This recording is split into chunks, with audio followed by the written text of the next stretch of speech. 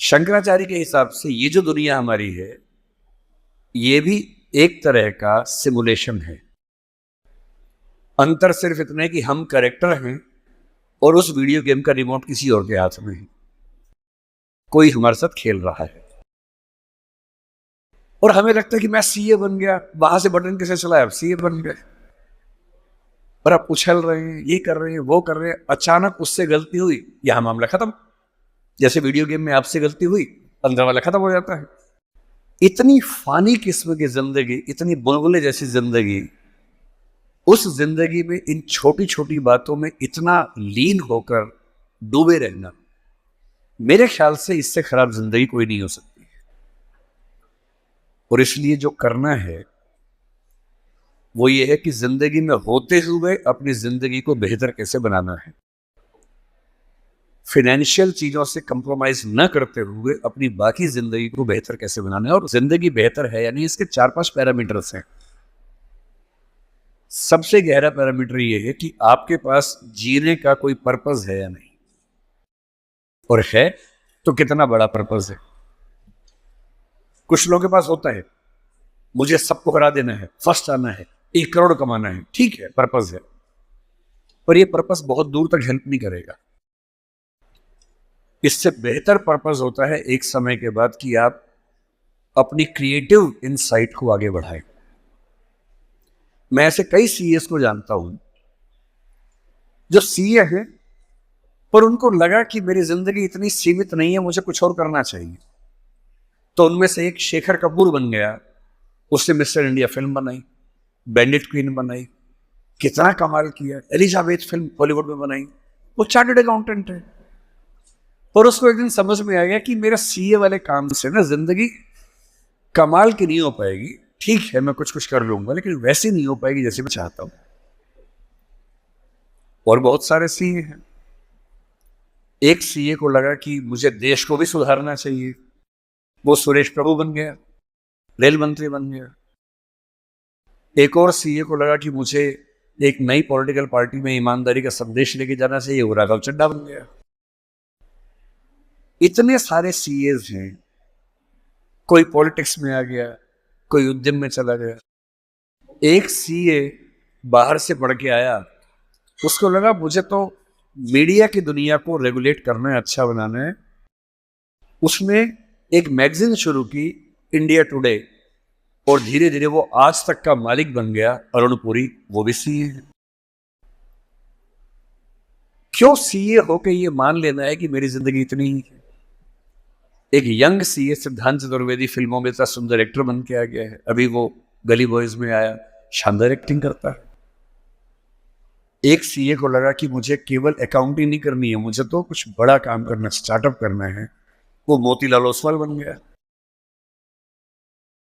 इतने बड़े बड़े सीए, कुमार मंगलम बिरला एक सीए है, और सीए से पूरा साम्राज्य खड़ा कर दिया। एक सीए को लगा ये सब छोटा है, मुझे देश के लिए काम करना है, देश के लिए मर मिटना है।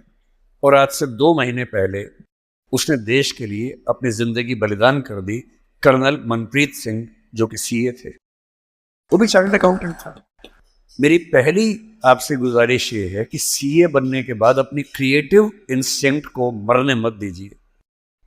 कुछ क्रिएटिव, कुछ भी हो, वो क्रिएटिव हो सकता है कि आपको पेंटिंग करना पसंद हो, आपको पोएट्री पसंद हो, आपको फिल्म बनाना पसंद हो, फिल्म देखना पसंद हो, कुछ ऐसा।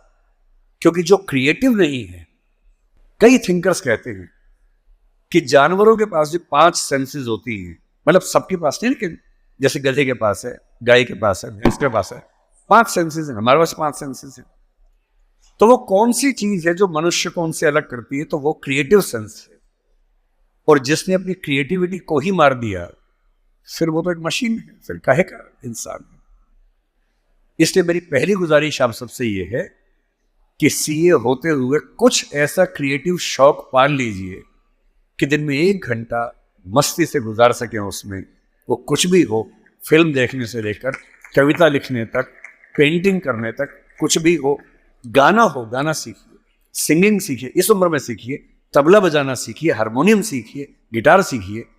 कुछ ऐसा जो करते हुए डूब जाने का मन करे, बस कुआं खोदना मत सीखना, उसमें डूब गए तो मुश्किल हो जाएगा। बाकी कुछ भी जिसमें आपको मजा आता हो सीखिए। दूसरा, एक ऐसा पर्पस जीवन में रखा, बेशक इतना सा पर्पस हो, जैसे आपके लिए सबसे आसान क्या है, अपने आसपास 2 4 5 लोगों को सिर्फ इतना समझा दीजिए कि फाइनेंशियल विजडम जीवन में कैसे काम करती है, अपने पैसे का इस्तेमाल कैसे करना है, पैसा कमा के कैसे सेव करना है, कैसे इन्वेस्ट करना है, क्योंकि उस मामले में आपका मुकाबला कोई कर नहीं पाएगा। या अपने घर के आसपास 3 4 गरीब बच्चों की पढ़ाई का खर्चा उठा लीजिए, उनसे हफ्ते में बार मिलते रहिए, और आप पाएंगे आपके चेहरे पर पहले से ज़्यादा चमक आनी शुरू हो गई है, और आपको कंपटीशन, परेशानी, वो जो नफरत का माहौल दिन भर होता है, इसको हरा दूं, उसको हरा दूं, इस सब से मुक्ति मिलने लगी है, और आप अंदर से एक बेहतर इंसान बनने के प्रोसेस में आ रहे हैं। तीसरी बात, आप कितने भी सफल हो, यदि आपके जीवन में कुछ खास रिश्ते ऐसे नहीं हैं, जिन रिश्तों के साथ, चाहे वो प्रेम का हो, विवाह का हो, भाई का हो, बहन का हो, दोस्त का हो, जिनके साथ आप अपने मन की हर बात खुल के कर लेते हैं, तो आपका फाइनेंशियल अकाउंट चाहे कुछ भी हो, दरअसल आप एक दिवालिया इंसान हैं, बैंकरप्ट इंसान है। आपके अकाउंट में कितने जीरो हैं वो काम नहीं आएगा, आपकी जिंदगी का जीरो बहुत बड़ा है। इंसान को इंसान बने रहने के लिए कम से कम 2 3 ऐसे रिश्ते चाहिए होते हैं जहां वो पूरी तरह से सहज होकर रह सके, जहां उसको पर्दा न लगाना पड़े। हम सब दिन भर पर्दे लगाते रहते हैं, खुद को ढकने में लगे रहते हैं। जब भी किसी से बात करते हैं खुद को छिपाते ज्यादा हैं, सामने कम लाते हैं, क्योंकि समाज का उसूल ऐसा होता है। कोई तो ऐसी जगह हो, कोई तो ऐसा इंसान हो जहां आपको पर्दे की जरूरत ना हो, आप खुल के अपने मन की बात, हर बात कह सके।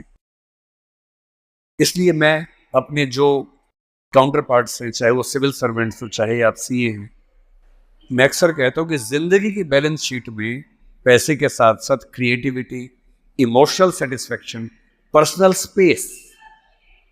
पर्सनल स्पेस का मतलब ये होता है कि आपका जीवन बहुत सारे लोगों का है, आपके परिवार का है, आपकी कंपनी का है, आपके क्लाइंट का है, सबका है।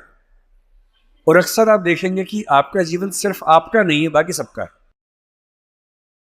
दिन भर ऑफिस में रहे, 24 घंटे मिलते हैं, 8 सोने में गुजर गए, 1 2 घंटे तैयार व्यार होने में चले गए 10। आपकी जॉब कम से कम 8 10 घंटे कम से कम लेती होगी, सीए की जॉब तो बड़ी मुश्किल है, 20 घंटे हो गए। घर पहुंचे, परिवार ने कहा कि हमारा टाइम, पति या पत्नी ने कहा मेरा टाइम, बच्चों ने कहा मेरा टाइम, उनको दिया, सब हो गया, अपने लिए कुछ नहीं बचा। और इसी जद्दोजहद पर एक शायर ने, कृष्ण बिहारी नूर ने, कितनी सुंदर बात लिखी, वो सुन के हिल जाएंगे आप। लगता है कि हम सबकी जिंदगी का स्कैन, एक्सरे निकाल दिया हो। उसने कहा, इतने हिस्सों में बट गया हूं मैं, कंपनी, क्लाइंट, परिवार, बच्चे, स्कूल, ये सारा ठिकाना, इतने हिस्सों में बट गया हूं मैं, मेरे हिस्से में कुछ बचा ही नहीं। जिंदगी से बड़ी सजा ही नहीं, और जुर्म है क्या पता ही नहीं।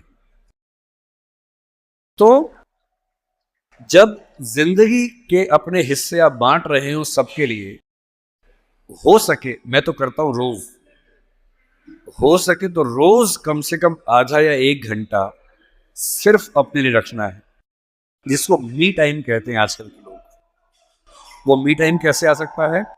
उसका एक आसान तरीका ये है कि जब आप घर से ऑफिस या ऑफिस से घर जाएं, अगर खुद ड्राइव करते हैं, वो मी टाइम हो सकता है।